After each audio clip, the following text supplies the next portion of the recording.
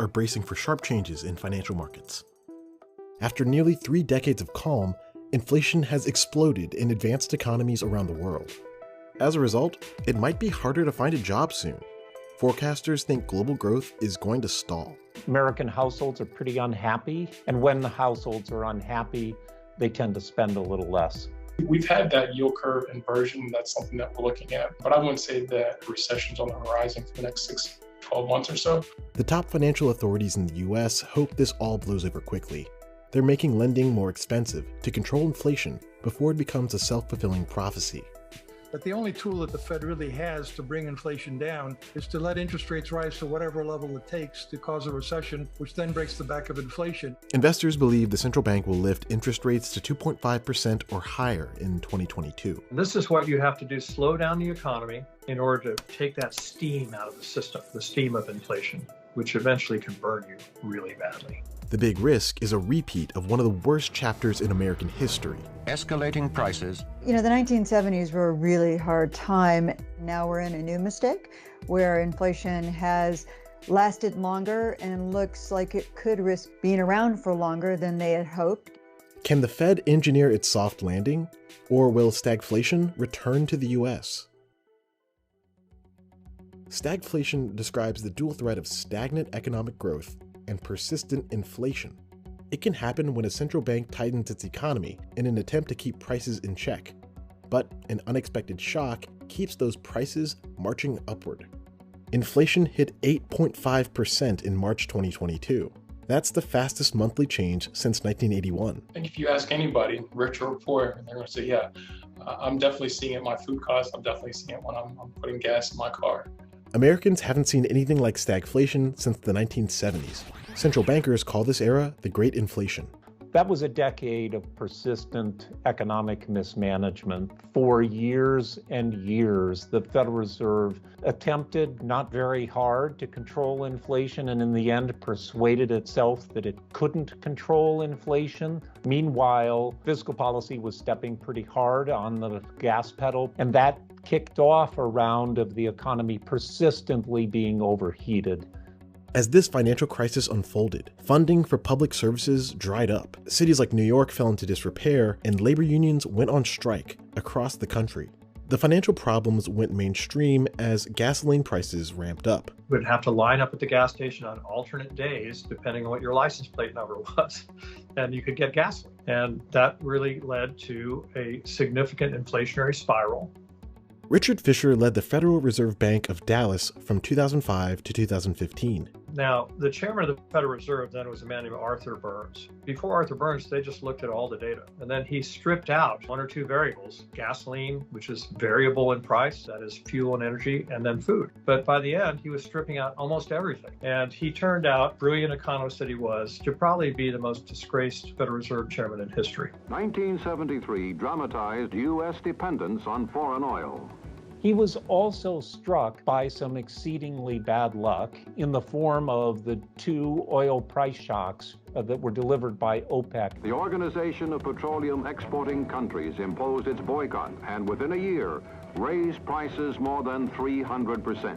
That, of course, sent shockwaves through the U.S. economy in the form of higher gasoline prices.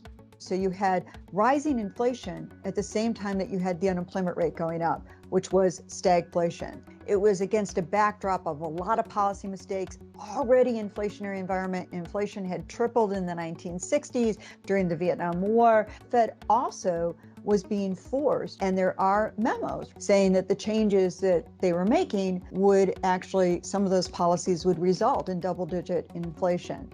The Fed's warning to Washington politicians came true in 1974. That year, prices across all categories rose more than 10%. A new president stepped in with a plea. We must whip inflation right now. The president lost his fight, and prices kept rising. Public trust in government was on the decline. When we try to beat inflation with borrowed money, we just make the problem worse. President Carter appointed the economist Paul Volcker to lead the Fed and asked him to do whatever it took to rein in prices after a decade of explosive growth. Mr. Volcker then began to tighten monetary policy and took those interest rates all the way up to about 18%, created a recession, which was the only way to solve the problem of hyperinflation at the time. He became immensely unpopular. There were countless death threats against Mr. Volcker. The Fed uses its federal funds rate to control the cost of loans. Under Volcker, the federal funds rate shot to nearly 20%. High interest rates discourage investment and job creation. The 1970s were really the result of a 2-decade-long inflation, the inflation that Paul Volcker broke the back of in a very bloody manner. It was incredibly excruciatingly painful. And what they have shown central bankers, not only in the United States, but around the globe ever since, is that central bankers can control inflation, and to an important extent, we've been benefiting from the economic dividends associated with low and stable inflation ever since, and all of that is thanks to the leadership of Paul Volcker. Wages and prices often play leapfrog. Many things have changed in the US since then. For example, fewer workers have their pay tied to changes in the inflation rate. As a result, wage growth has stagnated for 4 decades in America. Workers at Amazon warehouses, Starbucks cafes, and Apple retail stores are fighting for new benefits. Union membership is down sharply since its heyday. If more workers organize, that could push wages up. Investors also seem to think this inflation is different than the 1970s. That episode absolutely spooked people, enough to send money flying out of bond markets. When was the last time inflation was actually this high? You're looking at the early 1980s. I think you're pushing almost 13% in the 10-year Treasury versus now, I think we're looking at 2.6, 2.7. Bond yield data can show how much people expect prices to keep rising. If the yield rate is high, as it was in the 1970s, it means investors won't fork out cash without the promise of a big payday. The Fed can distort these markets for safe debt, and they have for more than a decade, but that era is coming to an end. I would say that over the next several months, you're probably going to see the Federal Reserve stick to their calls and say, you might start looking at reducing the balance sheet. And that's also going to have an impact on the bond market, equity market, as well as the consumers and what they're going to feel in their wallets as far as what they're paying for. Over time, the threat of stagflation faded as advanced economies relied on cheaper labor abroad to produce goods. An entire generation of investors have enjoyed consistent returns as a result. This upcoming chapter could be different. They need to tighten up on the money supply and tighten up on the stimulus that the Fed gives with these very low interest rates. And I believe they will, and keep this from getting out of hand. For investors, this is going to be, I think, a bit of a shock, and that's an understatement. Investors don't have any muscle memory of what it's really like for the Fed to actually fight inflation versus preempting or just adjusting rates to be in sync with a stronger economy. Expectations of future inflation are back on the uptick.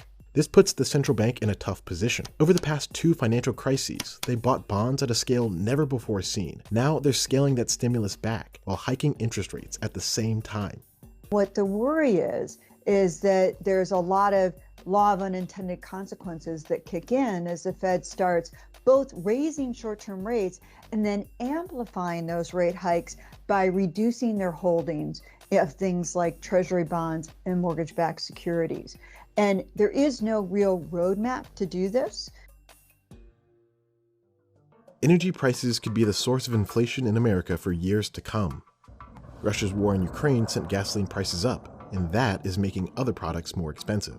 Well, let's think of a grocery store you go into. It has to be air conditioned. Secondly, a lot of frozen food. That takes energy, and one begins to build on the other.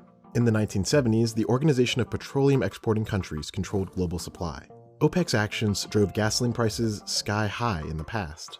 Today, OPEC is a partner to Russia, a major exporter in its own right. The US and its allies want to wean themselves off of this supply.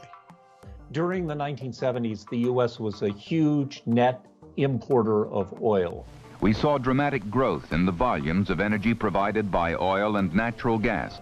When the world price of oil went up, we were hit badly in 2 ways. Prices of domestic goods like gasoline went through the roof.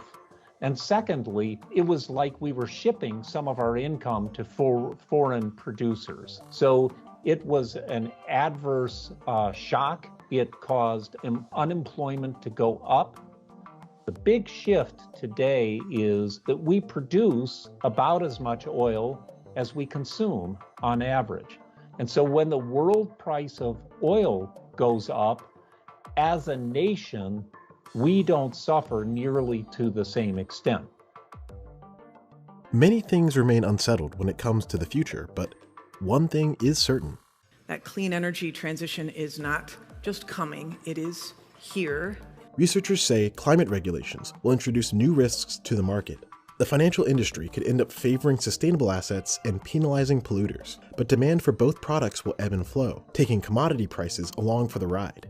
The swings could lead to a boom-bust cycle that regularly affects the finances of households in the States and abroad. I would say that this next decade might look different. And with that, I would expect more volatility. So what can regular people do if rocky times are ahead?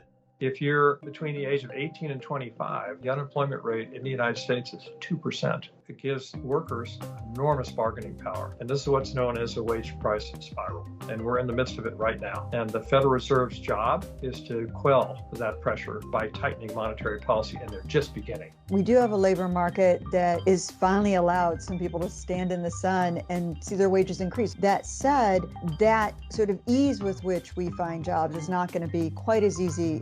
This is a difficult period of time, to be sure. Inflation is higher today than it has been for 40 years, but I think there's some reasons for optimism. For one thing, the Federal Reserve has credibility today, which it did not have when Paul Volcker took office. That credibility turns out to be a critically important asset for a central bank because inflation, to an important degree, is a self-fulfilling prophecy.